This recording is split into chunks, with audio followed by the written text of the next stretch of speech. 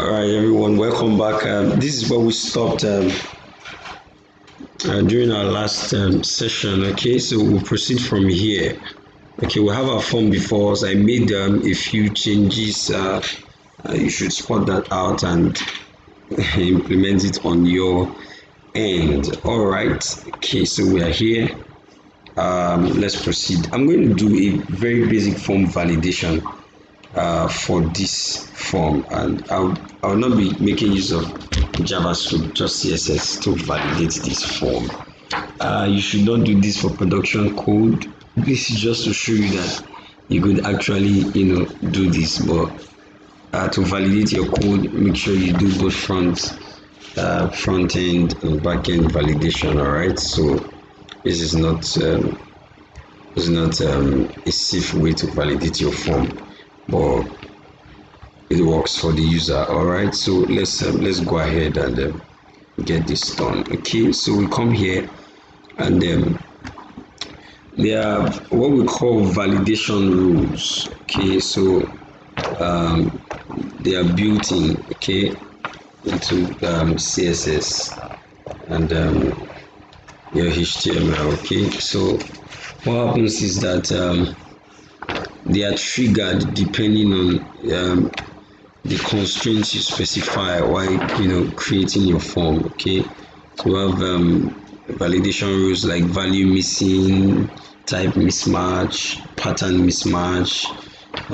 We have too long, we have range underflow, we have range overflow, step mismatch, valid, and so on and so forth. Okay, but I will talk more about that. Should I do that now? Talk more about that later. We'll have another class for that. But what I just want to show you is a basic form validation using one of these rules. So I'll make this required, and I'll make this required. Okay, so these two fields are required. You have to provide them before you can submit. Okay, if you try to submit without providing, the computer tells you that please fill out this form. Please fill out. You have to fill the first, let's say, Austin. Then the second, you have to fill it too. Say sleep. Okay, so just username and password. All right.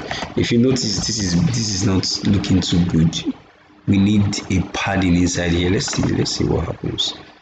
Input fields padding 5px.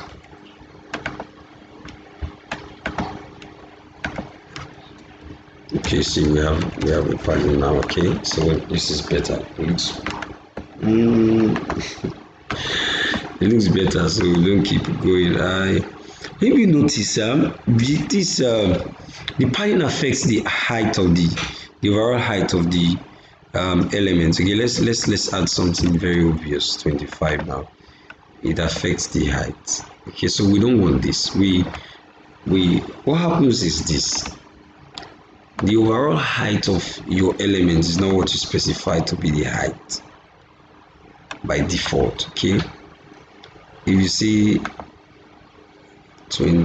your height is 30 pixel, it doesn't guarantee that your element will be 30 pixel by default. What happens is that the overall height is calculated based on the padding and the margin, the border. So you have the border, the padding, the margin, and the element itself. So that's the content itself. So that's what gives you your total height. Okay, but there's a way we can enforce to have. So if you look at the height of this now is 2 plus 25. That's what now. That's 2 plus 25, 27 plus 25, 52, 54 plus 10. Okay, so that should be 64. So that's the total height of what we have now. That's the height of what we have now. Okay, so we want to enforce that the height should be the height. So if we specify 30px, it should be 30px. So what we'll do is that this enforces our padding to conform to the height given. So if you specify a height of 30 and you say your padding should be 25, there has to be a way for it to fit in, so you know what to do. So let's see, star box sizing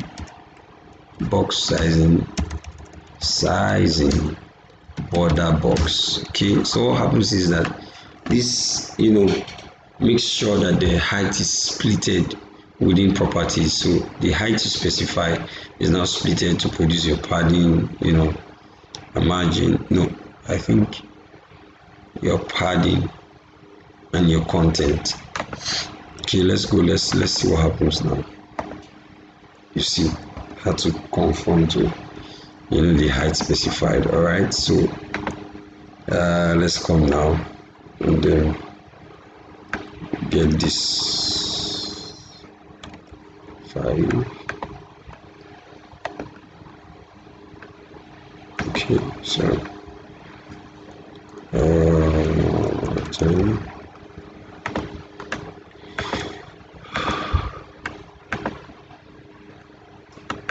doesn't affect. Okay, 15.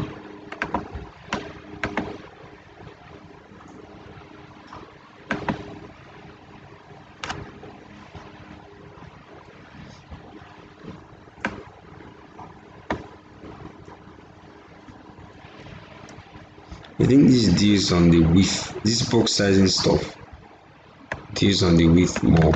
Okay. So let's proceed. Let's do our validation. I think the button is slightly longer. I'll come to my button. 352 should do the job.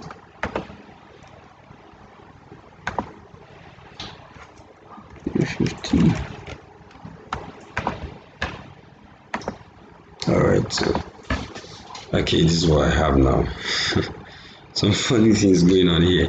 Alright, so let's go. We came here for validation. Let's get that done. Okay, so I'll come here and see when there is an invalid rule, or when my invalid rule is triggered, we should do this. The border should be red, 1px solid red. Now by default these guys are invalid because they don't have a value yet. Let me target my input specifically. So if an input element is invalid, it should have a border of 1px solid red. Okay, that's what I just said. So let's come here now and refresh. It has a red by default. You get now, it has a red by default. So if I start typing, the red disappears because now it is valid. How we notice that? Because it is valid. Okay, so no value, invalid, value, valid. Okay, so we have to reverse engineer this. What I mean by that is I want it to be I want it to be good on focus. If it's on focus and invalid, if it's on focus, the red is showing, if you can see.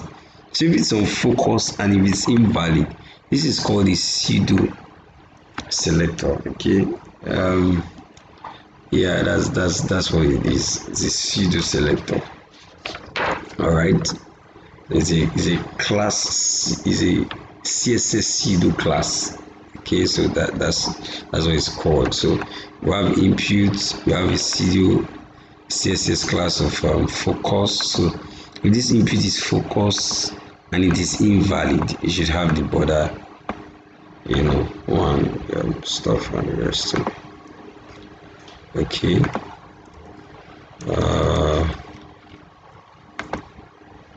So we have the red there. So I want it to be very obvious. I want this to be border left, so you can see what's happening. 3px. So normally it's like this. You see the error being activated. Alright, so let's do something. Let's say on a none, it's invalid, it should be like this by default. Okay, when it is valid, this is very basic stuff now. Border left should be green.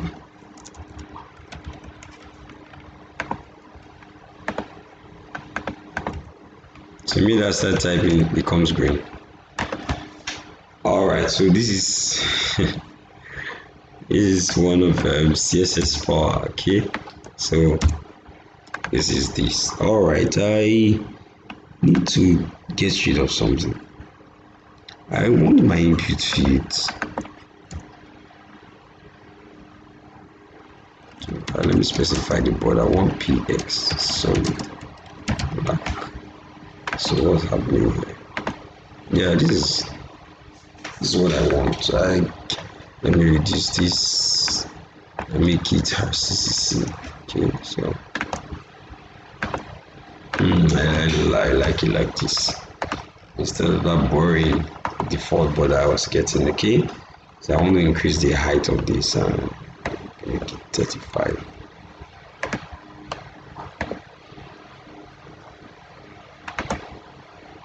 Maybe 40.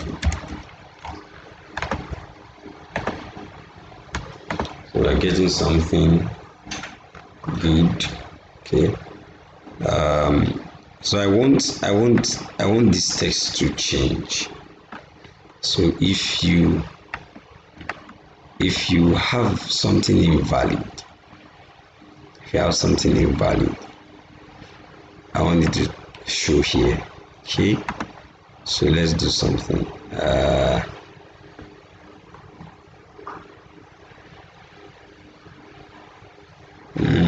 How do I select that now?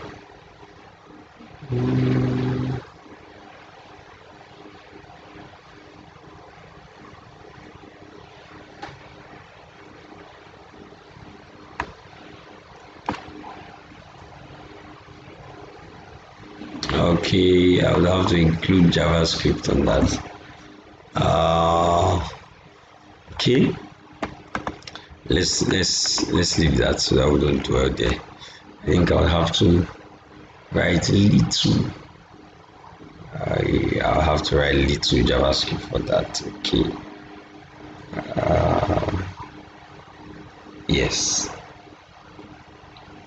I'll have to hide it and hide it when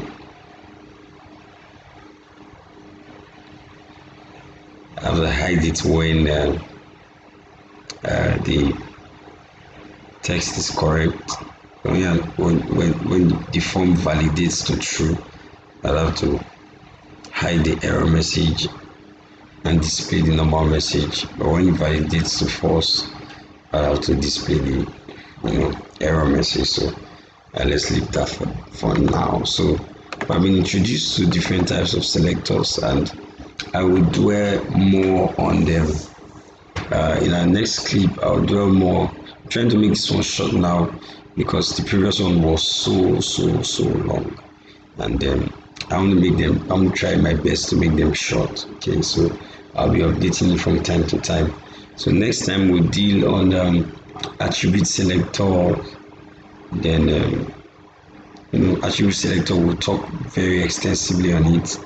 Then we'll go back to validation. So we'll do more validation using regular expressions, some rules like determining the range or values that the element should have, other forms of validation, okay, that is possible with normal CSS, that's CSS3 syntax, okay. So then we'll continue talking about selectors. We'll talk about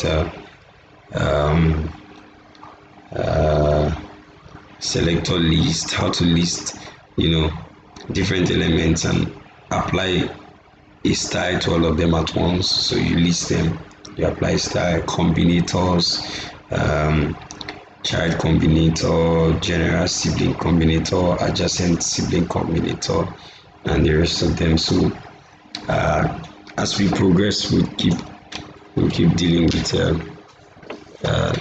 stuffs that are more away from basic. I won't say advanced, away from basic. So I hope that you were able to follow along.